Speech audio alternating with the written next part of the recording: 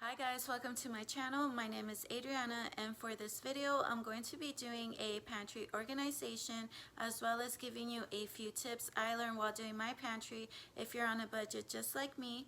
If you are a returning subscriber, like always, I am so grateful you are here joining me for another video. And if you are new, please click the subscribe button down below and join my YouTube family here. I would love to have you, but either way, I am so happy you are here. And if you like videos like this having to do with organization, please give it a thumbs up, that way I can know, and let's get right into it. This is a before shot of my pantry. Honestly, I'm a little embarrassed to show you guys, but this is just real life. As you can see, I try to have some type of system in place, but without the regular maintenance, things do tend to get out of hand. And it got so out of hand to the point where I wasn't even trying to put anything in its corresponding bin or place anymore. So you can see why my pantry was in a dying need of being organized. So I'm gonna go ahead and get right into it, and I have a few steps for you guys, and this is what made it easy for me to be able to organize my pantry. And the first step I have for you is to first take everything out. This is the first step I did, and honestly guys, it just made things so much easier. Whenever I organize a space, that's the first thing I want to do, because I want a fresh area to work with, like a blank canvas. The system I had in the pantry was working really well for me for a while, but like I said, I wasn't maintaining it these past few months. I was just giving up on it, so I want to keep the same system in place, but I'm just going to be adding a little more to it just to make it more functional on our everyday life and to make it easier to put things away whenever we do have to put things away, whenever we get new groceries or anything like that. So everything I was taking out of the pantry, I was just laying it out on my table, and some of the things were also on my kitchen counter, which you guys will see in a second. But just laying everything out gives you a good understanding of what you have and then of what you need to get rid of. And this is how it was looking, guys. It was looking like a hot mess in my kitchen at this time. But you can see now everything I had in there, all my cans, my pastas, whatever I had in there now, I could actually see because it's not shoved in there. These were a few of my baskets I had below my pantry, mostly the baking items I had down there. So now looking back at my pantry, there was a lot of loose crumbs, and it was just dirty from, of course, all the food. This is bound to happen. So the next thing I did was clean and wipe down the pantry. So to get rid of all the loose crumbs or all the loose particles, I just took a little vacuum and just vacuumed everything right up. And then after that, I went in with a multi-surface cleaner to give it a good wipe down.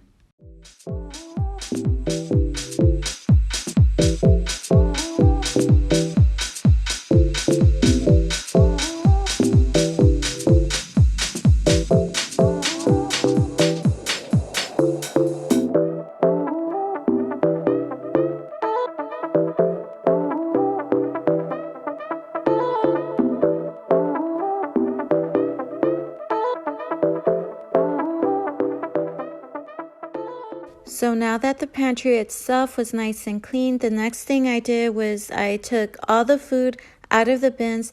Earlier, my goal was just to take everything out of the pantry, but now I'm actually taking everything out of the bins, going through it, checking for any expired items or any empty boxes.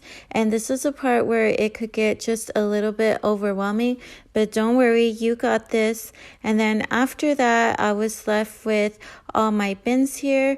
that I have, and then here is just the rest of the food. So it looks like a little bit less now because, like I said earlier, this is just you're going through your food, making sure that nothing is expired. And then just I had a trash bag here to put my trash away, and these boxes were empty boxes. So next, my bins were obviously dirty, so then what I did was I washed them. And then the next thing I did was just went around my house and checked to see if I had any extra bins. And I actually found 2 more that were in my laundry that I wasn't using. And then I bought these other bins from the Dollar Tree. And my tip for you is just to try to use the same color bins. Like right here, I'm choosing mainly white and a few clear, just to give your pantry a more cohesive look. Next, you need to create a layout.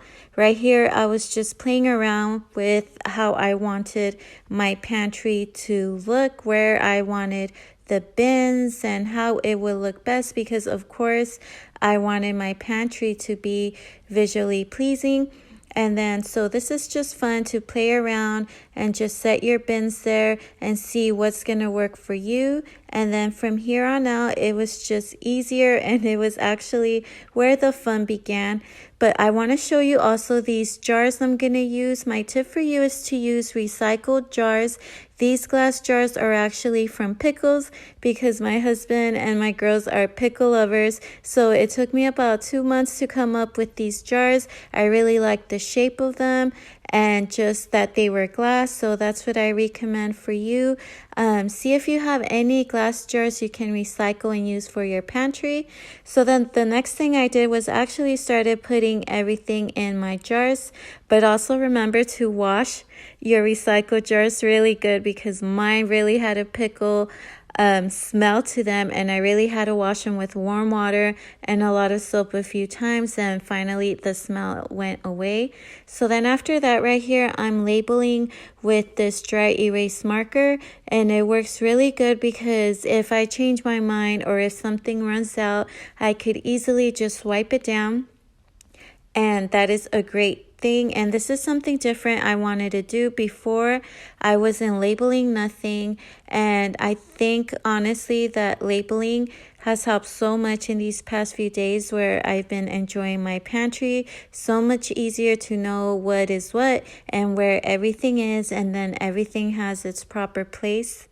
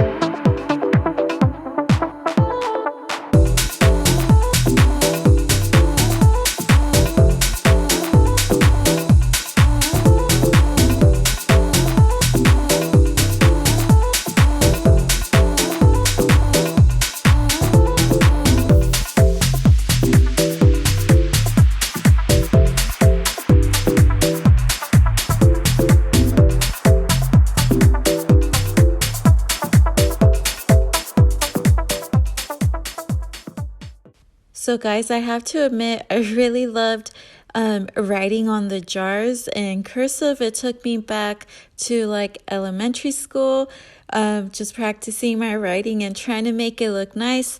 But here with the whole wheat flour, I was having such a hard time trying to write my W for some reason. But anyways, you could see how easily it's wiped down. So like I said earlier, if you want to change it up or change what's inside, it's not permanent or it won't leave a sticky residue because you can just easily wipe it down.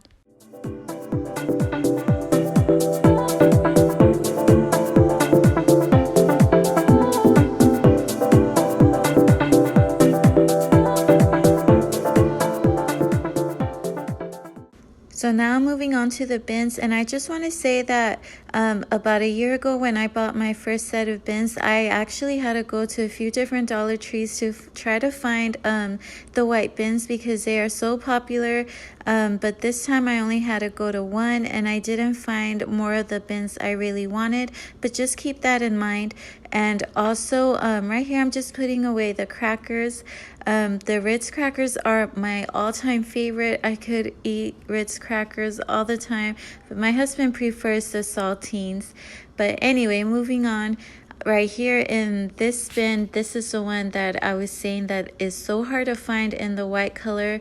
I know you can order them online if you're looking to buy a big amount, but I only have 2 of these, but they are very popular, like I said. So right here I'm storing the cereal, and I'm just using some clothes hanging clips that I also found at the Dollar Tree. After I was all done with the bins, the next step was to label them. And like I said, I didn't have this before, but honestly, it's been a really good help to have them label. And I don't owe a label maker or a Cricut or anything of that sort, and I was trying to do this on a budget, so I'm so lucky I found these at the Dollar Tree. They came in a set of 4, so I bought 2 sets, and I'm just filling them in with the white paint marker that I already had. After this, I tied them to the bins with some string that they came with. Here I put a pasta bin. That's where I have the mac and cheese, any pasta, the hamburger helper, anything of that sort.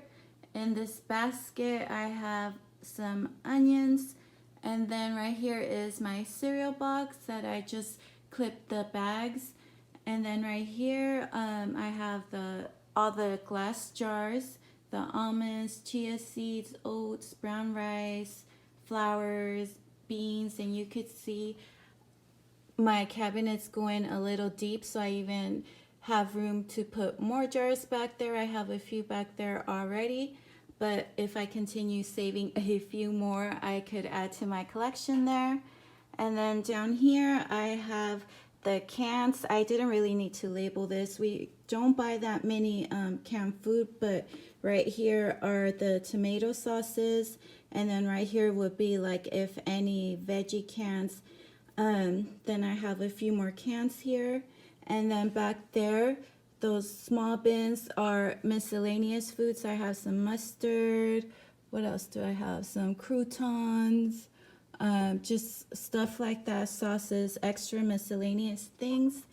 And then if we come down here, it's like the snack section. I have the crackers, granola bars, and then back there in those bins I have chips and pretzels, things like that. And then right here I have another snack one. That would be the popcorn. I have some rice cakes back there, but it's looking a little empty because I do need to go to the groceries, like I said. But there's also room to grow. I could fit more items there, and I could even fit another basket here, also here if need be. And then right here I have the breads and a few tostadas. And then down here I made this the baking section. I also have pancakes here, so I have extra flours, just sugar. Back there I have like the overstock items, and a few more baking things, so if I need to refill my jars, I'll just go back there. But that's about it, guys. Lastly, admire your work because you work so hard. And guys, I promise you, when I was done for the rest of the day, I left my pantry doors open, and the next day also, because I just loved how it looked. But anyways, this is Pinterest worthy to me, in my opinion. But I hope you enjoyed this video. Thank you so much for watching. I hope you got some ideas for your pantry. This video was so much fun for me to make. I hope you enjoyed it. Don't forget to subscribe if you haven't done so, and please give this video a thumbs up if you liked it, and I'll see you in the next one. Bye.